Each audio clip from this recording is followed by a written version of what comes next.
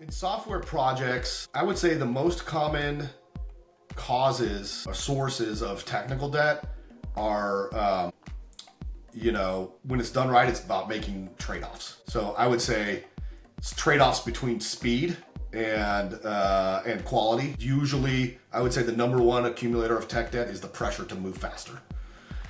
So the shortcuts, right?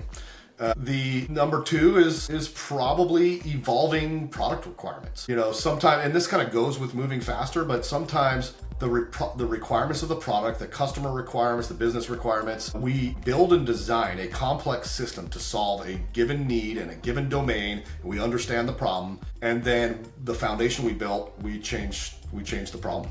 The market changes it, the business changes it. That's just life. Change happens, right? So sometimes that change can be disruptive, and you say, oh man, if I had known we were going in this direction, I would have built this differently. That now all of a sudden becomes retroactive tech debt. You could argue that it's not an intentional, I borrowed from the future kind of thing, but it's a retroactive sense of we built this thinking we knew what we wanted to build. Our idea changed of what we wanted to build. Now what we built is no longer the right thing. The gap there is now my big new principle that needs to be paid back down, or I'm going to be constantly working around the things that I can't do because I didn't originally do it the way I wish I'd done it. So that's kind of a backdoor technical debt. And then I also think just general knowledge gaps can be a cause of tech debt. A lot of software companies or teams are run or driven by stakeholders that don't have software development experience. And I'm not saying that you have to have software development experience, but just the gap of understanding how to think and reason about technical debt drives you to put in the right tools, the right processes, the right measurement, the right pay down strategy. If you just don't understand debt, but you get a credit card, things are going to go bad for you.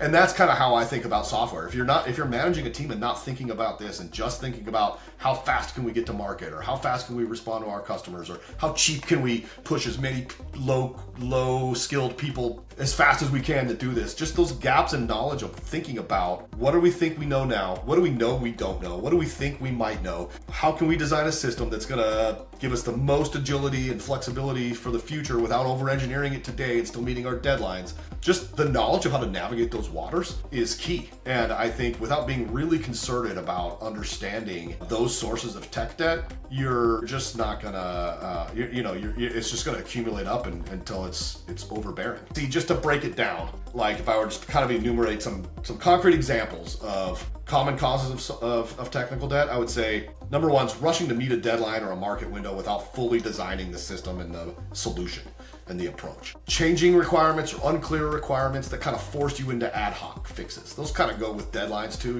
if you change the requirements and give me a ton of time to update, fine. But usually it's last minute change requirements. So lack of documentation or onboarding training or, system indoctrination for your developers. If they don't know the right way to do things in your system, they're going to make inconsistent implementations, right? So inconsistent implementations can now lead to, we've done this thing two different ways and they're not consistent with each other. Now we have a thing we got to do. I don't want to do it now. Now it's debt, right? It kind of leads you there.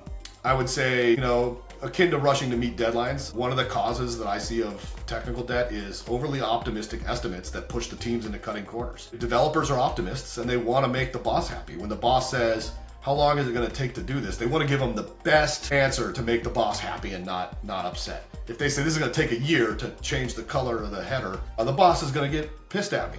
So I'm going to say I could do that in 5 minutes. That's what the boss wants to hear. He pats me on the back, and then turns out it took me way too long, and now at the end I'm getting the whip cracked on me, and I got to start taking shortcuts to make good on my estimate. So I think both developers being overly optimistic and management, turning estimates into deadlines. When management turns an estimate into a deadline, teams cut corners. Legacy systems or outdated frameworks can also be a source of tech debt, and because they become hard to update. We have a client, for example, that's on 6 or 7 years outdated tech stack. It's not supported anymore. The tools that build it aren't supported anymore. So the work to get them up to date isn't just let's jump up to the latest version. It's like 10 jumps. Every 6 months of new incremental version that came out, we have to update. And if there's an update today and you patch your software, or you're using Ruby on Rails 7 and now 8 comes out and you update to it, those little jumps are going to be a lot easier than trying to collect them all later. And this is very typical of tech debt. So staying on top of your maintenance is really key. So, in that sense, letting old things rot is also a source of tech debt. And just skills gap, insufficient training, architecture oversight, those kinds of things. I'm not saying every software project needs to have all super rockstar coders, but someone that's been there, done that can kind of guide and understand architectural level and at practices level to just make sure we don't paint ourselves into corners that are going to be hard to pay ourselves out of just in order to make a deadline, right? So I think that covers what I would say are the most common causes of real technical debt.